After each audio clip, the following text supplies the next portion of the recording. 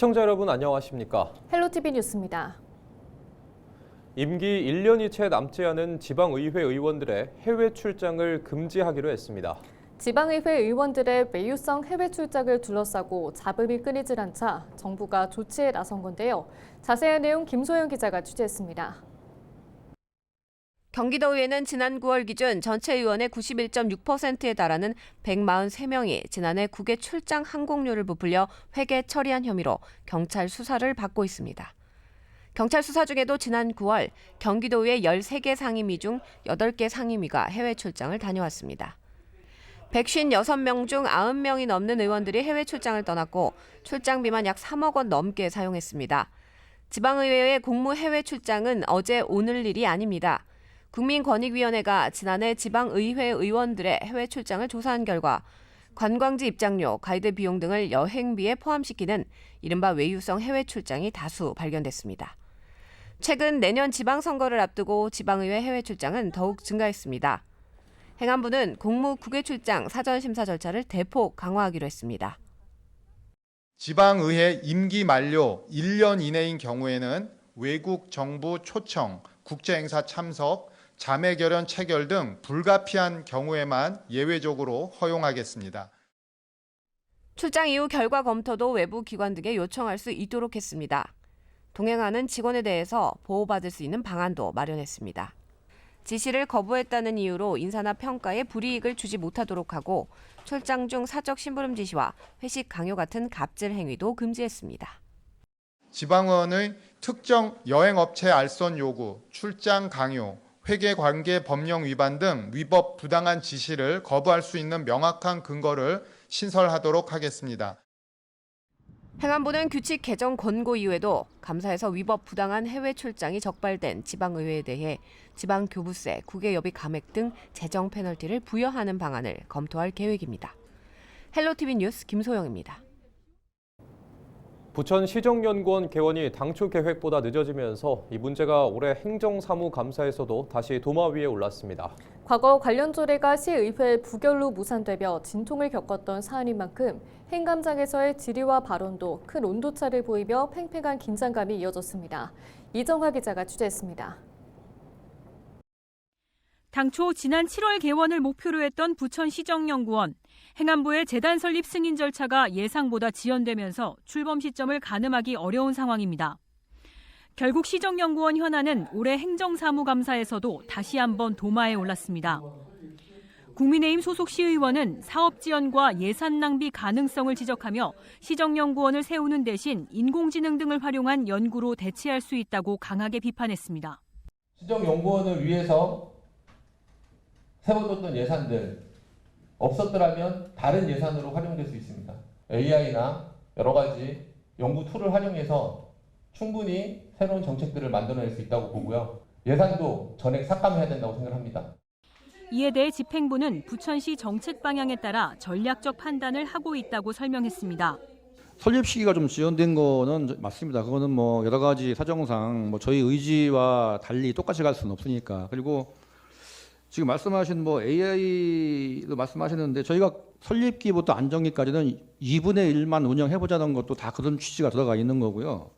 부천시정연구원 설립을 원점에서 재검토해야 한다는 지적이 나오자 더불어민주당 소속 시의원들은 즉각 반박하는 의견을 냈습니다. 민선 8기 임기 초에 추진이 늦어진 건 시의회의 비협조적 태도 때문이었다고 지적했습니다. 임기 초에 시정연구원 설립 조기 추진 의지는 명확했습니다. 안타깝게도 우리 시의회에서 협조가 원활히 이루어지지 못했다고 재정당 위원장은 생각합니다.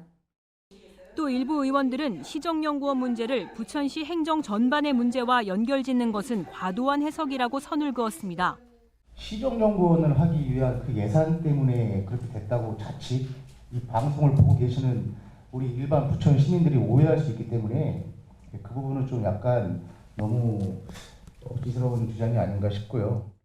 시기의 적절성에 대한 질책은 반드시 있어야 된다고 생각합니다. 적극적인 대처에 대한 질책은 분명히 의회가 필요하다고 생각합니다. 그런데 이제 모든 부천시의 문제를 다 시정연구원에 갖다 붙인 건 사실 의원으로서 반성합니다.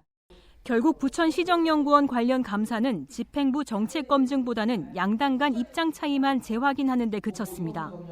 한편 조용익 부천시장은 최근 윤호중 행정안전부 장관을 만나 시정연구원 설립 필요성을 직접 설명하며 빠른 승인을 재차 요청한 것으로 전해졌습니다. 헬로티비 뉴스 이정화입니다. 일산대교 통행료 무료화를 위한 예산이 경기도의회 상임위원회를 통과했습니다. 27일 경기도의회 건설교통위원회는 전날 경기도가 편성한 일산대교 통행료 사업비 200억 원을 원안대로 의결해 예산결산특별위원회로 넘겼습니다. 도는 일산대교 통행료 무료화 사업 비용으로 내년 한 해 동안 400억 원이 소요될 것으로 관측하고 관련 예산으로 내년도 본 예산안에 도비 200억 원을 편성했습니다. 도는 나머지 200억 원을 정부와 김포시, 고양시, 파주시 등 3개의 지방자치단체가 각각 분담하는 방안을 협의하고 있습니다. 유정복 인천시장이 공직선거법 위반 혐의로 재판에 넘겨졌습니다. 인천지검 형사 6부는 28일 공직선거법 위반 혐의로 유정복 인천시장과 인천시 전 현직 공무원 등 7명을 불구속 기소했다고 밝혔습니다. 유 시장은 지난 4월 국민의힘 대선 경선 후보로 출마하면서 인천시 공무원들을 동원해 불법 선거 운동을 한 혐의를 받고 있습니다. 인천 부평구 굴포천 상류 복원 사업이 12월 중 마무리돼 곧 시민들에게 개방됩니다. 하지만 여전히 청천천과 산곡천, 세월천 등 주변 하천들이 여전히 복개 상태로 남아있어 언제 복원이 가능할지 걱정인데요. 그래서일까요? 최근 한 생태환경 전문가가 도시개발계획에 하천 복원을 포함시키자는 의견을 내놨습니다. 이관성 기자가 취재했습니다. 12월 중 복원 공사가 끝나는 인천 굴포천입니다. 과거 콘크리트로 덮여있던 모습은 사라지고 서울 청계천처럼 하천 물길과 친수 공간이 생겼습니다. 시민들에게 곧 개방되면 지역의 대표적인 도심 친수 공간으로 자리 잡게 될 전망입니다. 과거 오염 하천이었던 굴포천이 오늘날 복원되기까지는 20년이 넘게 걸렸습니다. 먼저 복원한 구간은 부평구청부터 부천시 경계까지 하류 6km, 2006년부터 2008년까지 450억 원을 투입해 하류를 자연형 하천으로 조성했습니다. 하류 복원이 끝나자마자 준비한 상류 복원은 2021년이 돼서야 시작할 수 있었습니다. 콘크리트를 뜯어내야 하는 공사인데다 오염원 관리와 주민 이주 보상 등 어려운 문제들이 많았기 때문입니다. 물가 상승과 추가 공사로 공사 예산과 사업 기간은 눈덩이처럼 불어났습니다. 2023년 준공계획은 2025년으로 지연됐고 사업비는 당초 486억 원에서 743억 원까지 늘어났습니다. 도심 하천 한 곳을 복원하기까지 이렇게 많은 시간과 비용이 들어가는데 다른 하천들은 어떻게 복원해야 할까? 최근 한 생태환경 전문가가 새로운 해법을 제시했습니다. 재개발 이야기들이 진행이 되고 있잖아요. 결국에는 주변 지역의 토지에 대한 계획이 새로 변경이 되는 과정에 있다는 겁니다. 그런 과정 속에서 결국엔 도시기본계획과 도시관리계획과 맞물려서 하천을 복원하는 방식이 예산 문제, 그다음에 자연적인 하천의 모습을 바로 가는데 바람직하다. 도시개발 시 배치하는 사회기본시설처럼 하천을 포함시키자는 얘기인데 하천 복원 비용과 기간을 줄일 수 있습니다. 도시계획 전문가 시각에서도 공감하는 방법입니다. 생태적인 그 수공간을 만들어가면서 재개발 재건축을 한다든지 그에 대한 그 삶의 질에 대한 부가가치를 높일 수 있는 방법이 있다면 아마 연동돼서 같이 개발의 시너지를 효과를 낼 수 있지 않을까 생각되고 아마도 재정에도 도움이 되지 않을까 생각이 됩니다.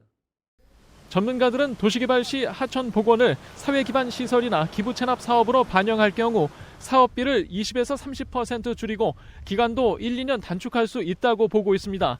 콘크리트로 덮여있는 도심 오염 하천들을 복원할 수 있는 현실적 대안이 될 수 있습니다. 헬로티비 뉴스 이관서입니다.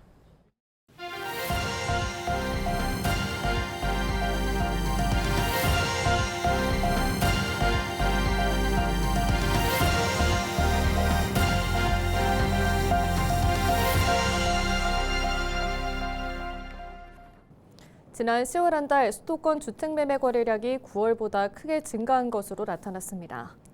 국토교통부가 발표한 10월 주택 통계를 보면 수도권의 10월 주택매매 거래량은 39,644건으로 전달보다 26.7% 증가하고 지난해 같은 달보다 58.5%나 증가한 것으로 나타났습니다. 같은 기간 전국 주택 매매 거래량은 10% 증가하고 지방은 6.2% 감소해 전혀 다른 양상을 보였습니다. 수도권 안에서는 서울의 주택 매매 거래량이 전월보다 41.3% 증가하며 집값 상승을 주도했는데요. 1년 전 같은 달보다 무려 116.8%가 증가한 수치입니다. 경기도교육청은 올해 미래교육청으로 새 출발하겠다는 비전을 내놨는데요. 내년은 교육혁신 청사진을 교육 현장에 안착시키는 과제가 남아 있습니다. 경기도교육청이 꼽은 내년 현안과 과제를 이세진 기자가 짚어봤습니다. 경기도교육청이 자체 개발한 AI 서논술형 평가 시스템. 도입 첫 해인 올해 중학교 1학년과 고등학교 1학년 과정 일부 과목에만 적용됐지만 내년부터 전학년 전 과목으로 대상이 확대됩니다. 평가 시스템 안착은 내년 경기교육의 핵심 현안입니다. AI 서논술형 평가 시스템의 운영을 추구하여 공교육 평가의 신뢰성을 확보하고 교사의 업무를 경감하여 학생 성장을 지원하는 학습으로의 평가를 강화하였습니다. 평가 재구조화는 또 다른 현안인 임태희표 대입 개혁안과도 맞물려 있습니다. 서논술형 지필평가 확대, 수능 전면 절대평가를 가능하게 하려면 기반 시스템을 먼저 갖춰야 한다는 구상 때문입니다. 교육감들이 절대평가에는 다 공감하고 계시지만 그럼 절대평가가 되기 위해서 어떤 준비를 어떻게 해야 되는지에 대한 부분들에 대해서는 많이 진도가 나가지 못했는데 절대평가를 위한 준비 이런 부분들이 지금 저희가 서논술형 평가나 다만 숙제도 적지 않습니다. AI 평가 시스템의 채점 신뢰도를 높이고 담당 교사들의 역량을 강화하는 일이 우선 과제입니다.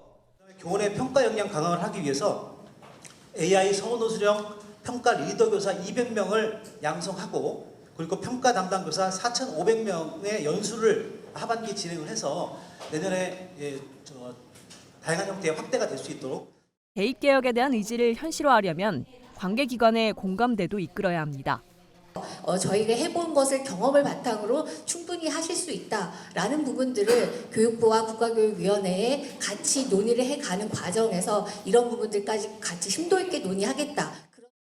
경기도교육청은 이 밖에도 자체 교수학습 프로그램인 하이러닝 활용 교육 확대, 마음공유 화해중재단을 통한 학교 갈등 해결, 미래형 학교 운영을 내년 주요 과제로 꼽았습니다.